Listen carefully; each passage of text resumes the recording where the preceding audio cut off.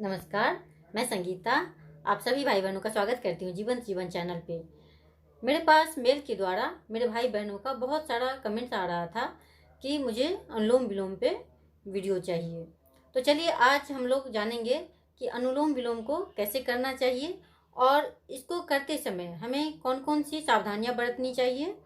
कुछ छोटी छोटी ऐसी गलतियाँ होती है जिसको कि हम उसे करते हैं और फिर हमें उसका पूरा लाभ नहीं मिलता है। और ये भी जानेंगे कि अनुलोम विलोम करने से हमें कितने सारे इसके फायदे मिलते हैं। तो चलिए सबसे पहले जानते हैं कि हम इसमें क्या सावधानी बरतें। अनुलोम विलोम एक ऐसा प्राणायाम है जो कि हर कोई कर सकता है और कहीं भी कर सकता है, बहुत ही आसान भी है।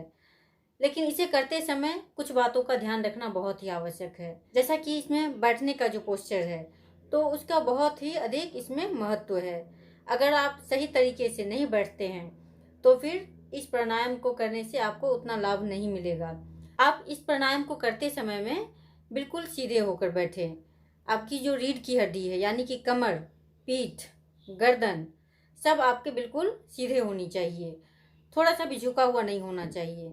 अगर ये सब सीधा होगा तो आपके जो फेफड़े हैं उसको जगह मिल जाता है और फिर इससे बहुत ही अच्छी तरह से हम इस प्राणायाम को कर सकते हैं और इससे हमें बहुत ही अधिक फायदा मिलता है। बहुत से लोग क्या करते हैं, इस प्राणायाम को करते समय ऐसे झुक जाते हैं, यानी कि उनका जो पेट होता है वो दबा हुआ होता है, कोई फायदा तो होगा नहीं।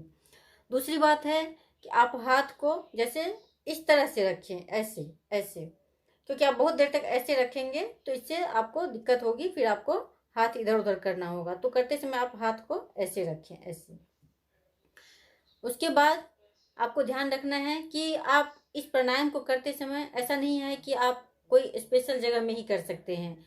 आप अगर नीचे नहीं बैठ सकते हैं तो आप चेयर पे भी कर सकते हैं, बेड पे कर सकते हैं। अगर नीचे बैठ सकते हैं तो कोई बात ही नहीं है।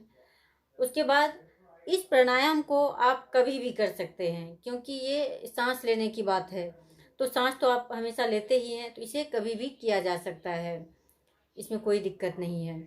और एक बात और है ध्यान रखने की कि इस प्राणायाम को आप जब भी करें तो हमेशा आप सांसों का ध्यान रखें, यानी कि आप सांस को बहुत ही धीरे लें और बहुत ही धीरे छोड़ें। यानी कि जितना टाइम के लिए आप ले रहे हैं, मान लीजिए 4 की काउंटिंग से आप ले रहे हैं तो आपको लगभग 8 की काउंटिंग से आपको सांसों को छोड़नी चाहिए, जल्दबाजी नहीं करनी चाहिए।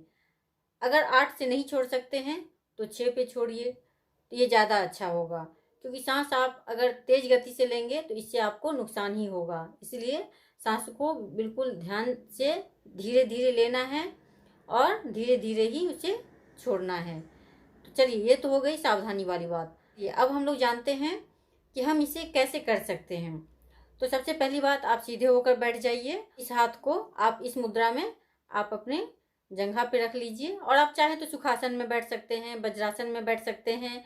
आप जिस आसन में भी कंफर्टेबल होकर बैठना चाहते हैं आप बैठ सकते हैं और कर सकते हैं। उसके बाद आप अपने हाथों को ऐसे रख लीजिए और ये जो अंगूठा है, इस अंगूठे से आपको ये यानी कि तर्जनी और मध्यमा, इन दोनों को ऐसे सटा लीजिए और ये दो ऐसे रखिए। अगर आपको ये कंफर्टेबल ना लगे तो आप ऐसे भी रख सकते हैं, इससे कोई दिक्कत नहीं है। इस तरह से। और इसमें ध्यान रखना है कि एक ही नाक से आपको सांस लेना है और दूसरे से छोड़ना है, फिर दूसरे से लेना है, फिर पहले से छोड़ना है, यानी कि एक ही नाक का इसमें उपयोग किया जाता है। और एक बात और ध्यान रखना है कि जब भी आप शुरुआत करें तो इसकी शुरुआत हमेशा बाएं नाक से करनी चाहिए, यानी कि लेफ्ट नाक से ही हमें सांस पहले अपने भीतर भरना है। तो चलिए अब हम लोग शुरू करते हैं इसे, और सांस बिल्कुल धीरे धीरे लेना है। चलिए देखते हैं। जैसे इस अंगूठे से हम इसे ऐसे दबा देंगे, अपने राइट नाक को ऐसे धीरे दबाना है और बाएं से सांस को भरना है।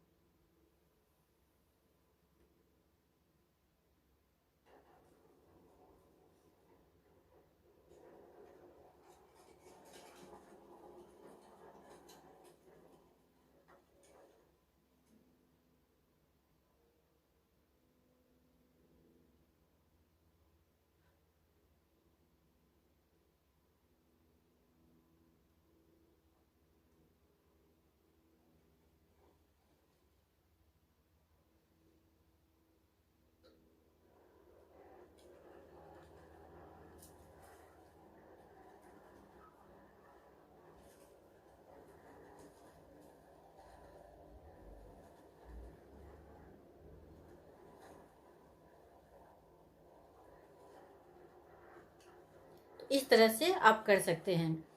जो लोग नए नए शुरुआत किए हैं उसे एक बार में जैसे कि 5 बार या 6 बार कर सकते हैं। उसके बाद थोड़ी सी नॉर्मल सांसें ले लें, फिर से स्टार्ट करें, यानी कि एक बार में फिर वो 10 राउंड भी कर सकते हैं।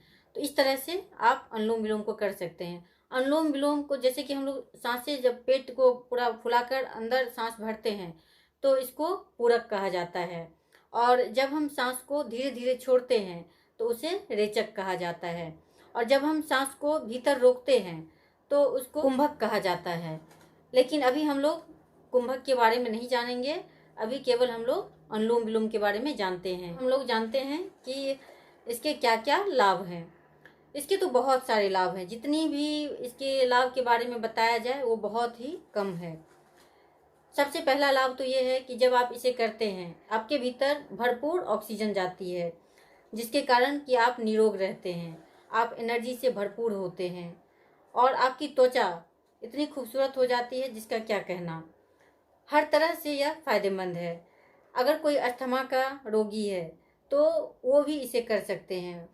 अगर किसी का हार्ट में कोई प्रॉब्लम है तो वो लोग भी कर सकते हैं। बस ध्यान रखने की बात यह है कि उन्हें केवल सांसों को लेना है और छोड़ना है, धीरे लेना है, धीरे छोड़ना है, उसे रोकना नहीं है।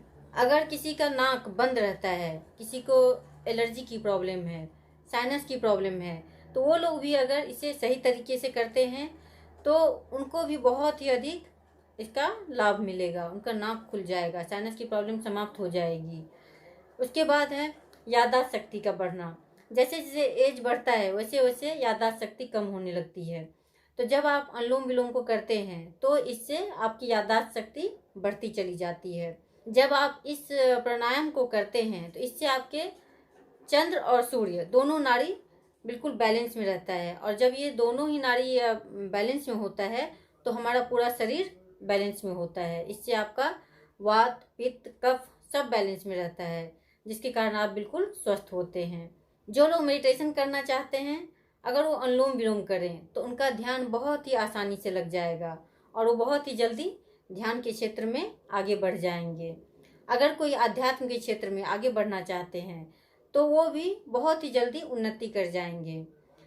जैसे कि चेहरे पे ये जो झुर्रियाँ आ जाती है, अगर कोई अनुलोम विलोम करे तो ये झुर्रियाँ धीरे धीरे समाप्त होने लगती है। तो इसके तो बहुत सारे फायदे हैं। ब्लड सर्कुलेशन अच्छा हो जाता है, डाइजेशन सिस्टम वो भी बहुत ही अच्छा होने लगता है, क्योंकि हमारा एक एक जो सेल्स है उसको ऑक्सीजन मिलने लग जाती है, जिसके कारण हमारा पूरा शरीर ही स्वस्थ रहता है। तो इसके तो कितने भी मैं अगर फ़ायदे को गिना दूं तो बहुत ही कम ही है, और जब आप करने लग जाएंगे तो इसका फ़ायदा आपको खुद ही पता चल जाएगा। तो इसलिए आप इसे प्रत्येक दिन कीजिए, थोड़ा समय दीजिए, और ज़्यादा नहीं, आप शुरुआत कीजिए 5 मिनट से। अगर आप 5 मिनट से शुरुआत करते हैं और सही तरीके से करते हैं तो इसके तो लाभ ही लाभ हैं। और आप देखेंगे कि आपको जीवन में कभी भी ना तो डिप्रेशन का शिकार होंगे आप, ना तो आपके जीवन में कभी नकारात्मकता आएगी। हर तरह से आप बहुत ही सुंदर जीवन को जिएंगे। तो इसीलिए इस प्राणायाम को आप जरूर कीजिए और स्वस्थ रहिए। धन्यवाद।